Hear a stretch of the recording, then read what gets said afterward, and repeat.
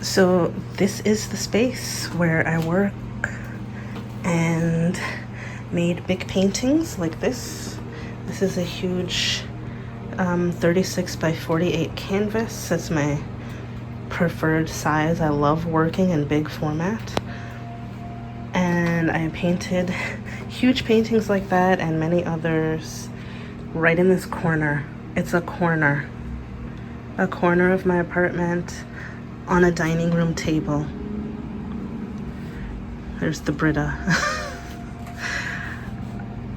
And for the longest time, especially during lockdown, I had a cart, one of those rolling carts that I kept in the corner with all of the art supplies right on the corner by the galley kitchen doors.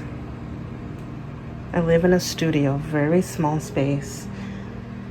These are some of the art supplies, and this doesn't even touch how many art supplies that I collected, especially starting in 2020 during the pandemic, and went full-blown artist.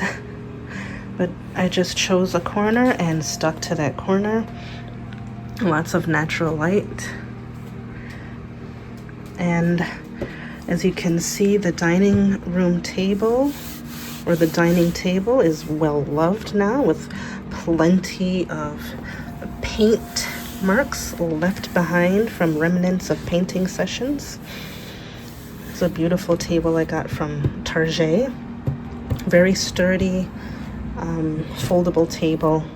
And this is the corner of my space that I chose to act as my little art studio. So the question is, can you do the same thing in your own space? My answer is yes, you can. As you could see, just choose a corner in the kitchen. Choose a corner in the living room. If you have an extra bedroom, choose a corner, or make the whole bedroom space your little studio space, a closet, whatever space you have. If you have a garage, if you have a shed that can be used in that way, I say go for it. You can make use of any small space. You might be asking, how do you keep things contained? Because artists and crafters and makers, musicians love things, right? We love our supplies. That can get tricky. That can get hard, especially if, like me, you like working big. So what did I do? Eventually, I ended up buying, containers. I did end up buying containers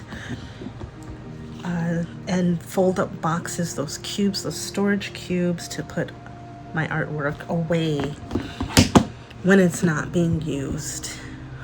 And the only reason I say that is because you want your space, especially if you're in a small space, to still feel like home too. And if you have people over, you want it to feel welcoming to have guests. So I do put things away, but I put them away in easily accessible boxes, in easily accessible corners of my space. So I utilize under the bed. I also have, of course, storage boxes with clothing, and I put the clothing on one side and the art supplies on another side, and try not to push them too far back under the bed. Same thing with the closet. Maybe you have a closet space where you can put your art supplies. Try not to put them too far back in the closet, too high up. Don't try to fully hide them, place them away, but make sure they're accessible. If they're not accessible, you won't pull them out. You won't work as much if you can't reach them. It's nice to have a studio space if you can have one. I am so thankful that soon I will have one, because that does make it easier to work. So if you are hesitant to put things away, I do like those roller carts that you can find. I think IKEA was the first place to make them. And you know, the 3 or 4 tiered roller carts, a lot of people use them in their kitchens, and that's what I initially used during lockdown when I wasn't having guests over. So I just kept my art supplies out all the time on that cart, could roll it around, move it around.